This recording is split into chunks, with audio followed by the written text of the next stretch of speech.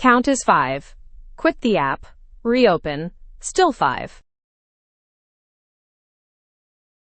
That is tauri-plugin-store, a tiny key value store.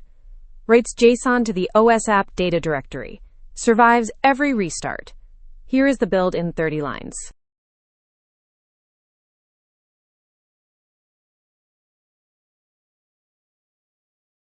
Start from a fresh Tauri 2 React app. The store plugin is the only extra dependency. Permissions first. The store plugin needs explicit access through the capability gate. Just 2 entries, core default and store default. The store default permission covers load, get, set, save, and delete. Tighten later with fine-grained variants if you need to. On the Rust side, register the plugin in the builder chain. 1 line.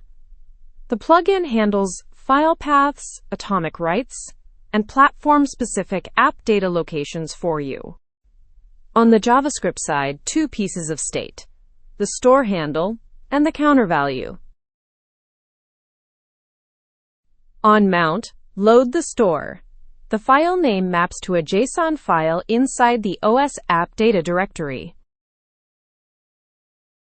Defaults seed the store on first run.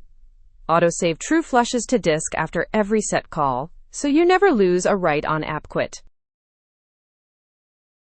After load resolves, read the saved value and seed the React state. This is the load, then render pattern. Anything you put in the store goes through this same flow. Every state change writes through. Set the React state, then call store.set with the new value. Autosave handles the actual disk write. The view is just a number and 3 buttons. The count text comes from state, which was seeded from disk.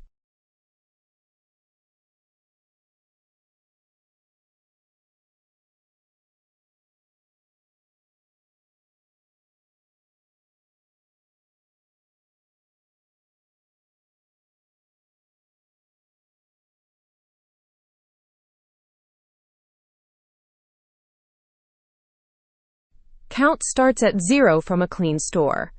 Click plus 3 times. The value increments and writes to disk on every click. Minus decrements. Reset clears it back to 0. Every write hits the JSON file under app data. Increment back to 3. Now the real test. Quit the app completely. Relaunch. Count is 3. Loaded from disk on mount.